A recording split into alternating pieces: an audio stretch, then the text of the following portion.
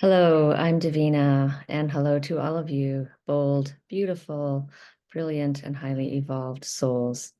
Today, I would like to share with you some books and some movies with a background of trauma, mental illness, grief, these kind of themes running through them. Sorry, sometimes I get on my screen and my eyes are. Anywho, yeah, so. I'd like to share with you 10 books and 10 movies. And I do have another video that has also 10 movies based in like trauma, mental illness, all those kinds of things, grief and so on. So you might want to check that one out as well. This is list number 2. So anyway, here are some books. I'll start with the books and then the movies. And this goes out to one of my viewers who requested books. And so all of these are, I think all of them, yes, all of them are young adult fiction novels. So I found this is, when I looked up trauma, this is what came up, just young adult fiction. So number 1, The Perks of Being a Wallflower. A really nice book, written in the form of letters. So it's quite an interesting form. Number 2, All the Bright Places, by Jennifer Niven. This one just like blew my mind. It's themes of mental illness in that, and also grief. Number 3, The Problem with Forever by Jennifer L. Armentrout. I really enjoyed this one as well. Themes of childhood abuse, foster homes. I think that's pretty much it in that book. Also, really, I really enjoyed this one as well. What am I about to know? Number 4, The Sea of Tranquility by Katja Millay. This one started out a little dark, but I stuck with it, and wow, it was really, I found it really just a really impressive writing and plot and everything was. This was also on, I guess I would say, assault, like trauma, like PTSD, and yeah, would highly recommend it for sure. The next one is actually a book, series of 3 called The Breathing Series by Rebecca Donovan. Definitely a page-turning series that just kept me going. A little bit like high on the drama, more so than the depth, but I still found that it was like worthwhile and based in themes such as yeah, abuse, having an alcoholic, emotionally mature parent, physical abuse was in there as well. So yeah, it was definitely one of those books that's like, wow, this is pretty triggering stuff, some of it. But you know, it could be in a good way if it brings emotions up and for release. Next one, gosh, I'm terrible with numbers. I forget what number I'm at now. We Are Okay by Nina LaCour. I'm really enjoying Nina LaCour's writing. It's beautiful. And this book brought me to like just tears, like just flowing tears, you know. It was regarding grief. Watch Over Me by Nina LaCour. This one based in childhood trauma, and was also, it was a bit different, like different kind of how do I say? I don't know. I just found it's kind of a mystery almost at the beginning and then kind of unraveled, but very interesting. Anyway, next one, Hold Still, also by Nina LaCour. This one was about suicide. Another one that really got me crying, and yeah, very touching. She just writes with such like rawness, realness, depth, just really one of my favorites. Next one, The Way I Used to Be by Amber Smith. This one is about a girl who is raped.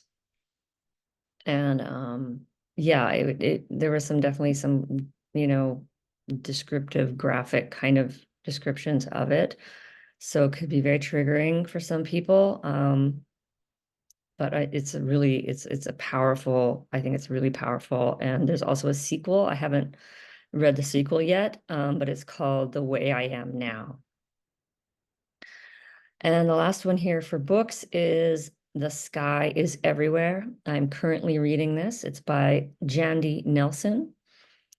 And it's about grief, but it also blends in like some humor. So it's quite a interesting sort of combination. But I'm enjoying it so far. So yeah, I would recommend that as well. So there's the 10 books. I will write them all down below so you can take a look. And the movies, here we go with movies. So, The Tale, this one I watched quite a while ago. This one is about, it's actually based on a real story of, I believe, the director's um, experience of childhood sexual assault. So yeah, wow, it's very like, I don't know, I say like, um, yeah, for some viewers may not be the right thing if you've been sexually assaulted as a child, but it was a really gripping movie. Close. This was a French film, and it was quite triggering for me, and I can't explain why because it'll be a spoiler, um but as I watched it the second time, I appreciated it more. I always watch movies a second time if I found it that it was, good enough for a second watch. So yeah, that brought me to tears too, like anger, tears, like it was wow, like boom, kind of like one of those things. The Perks of Being a Wildflower. This is the book, also a movie. Fabulous. I thought it was a fabulous movie. I just feel like has touches on so many things, like just, and there's themes of depression and also childhood sexual assault. Moonlight. This was quite a popular movie at one time. Um, it shows a boy in three kind of sections of his life, him as a child and a teenager, and then in his like 20s or whatever, and how he's kind of developed. And yeah, he came from, poverty and abuse, and he was bullied at school. So yeah, and it's about finding his identity and all that stuff. Very, very well done movie. Like it got a lot of what do you call it? Like just highly regarded movie. Next one, Shame. This one is one, I keep saying this one, I'm sorry. Anyway, this movie is something that you, yeah, it's graphic.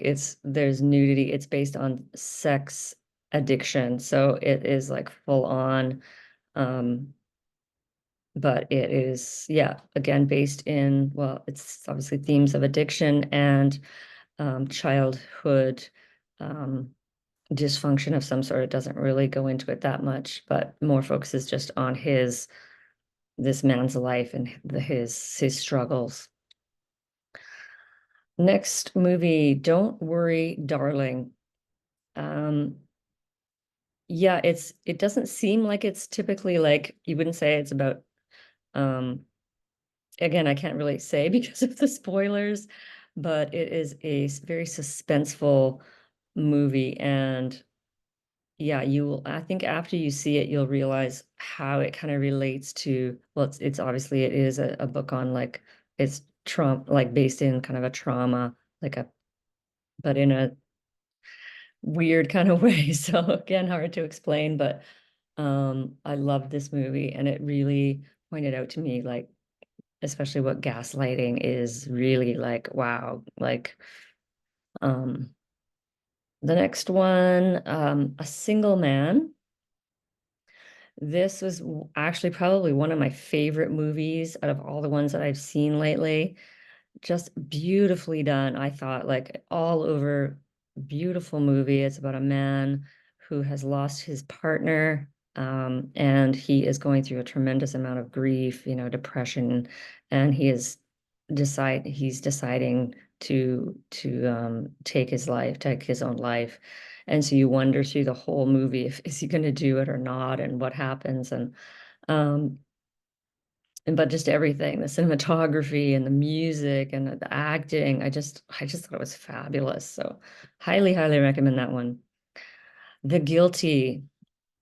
This is a Danish movie originally, also redone with Jake Gyllenhaal. I haven't seen that one, but I saw the Danish version, and yeah, it was really like a superb movie, I thought, in terms of just the yeah, the suspense it creates and the plot twists, and it's whoa, it's like um and yeah, also, gave me some emotional release in that one.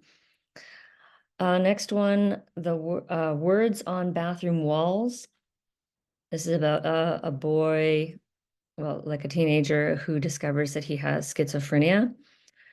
Um, a little bit, how do you say, kind of minimizing maybe mental mental illness at sometimes, but also at sometimes being kind of validating. So I think overall, I think it's worth a watch. Um, but yeah, it's sort of a little bit of both for me. Last one, All of Us Strangers. This was a big movie just recently in the last, I think, couple of years.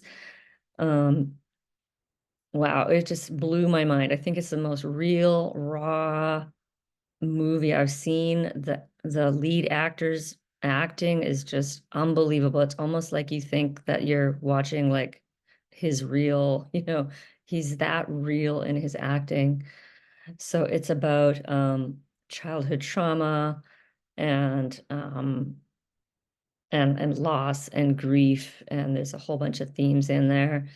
Just really a super powerful movie that you probably will not forget because it was just that different. It's just like, I think this is the kind of thing that is kind of like it's the next step in movie making where, maybe these kind of things are going to be addressed in more depth, in more rawness, like this movie had done. So those are my picks. And as I said, I do have that other video on 10 other movies based in trauma, mental illness, grief, and those kind of themes, addiction.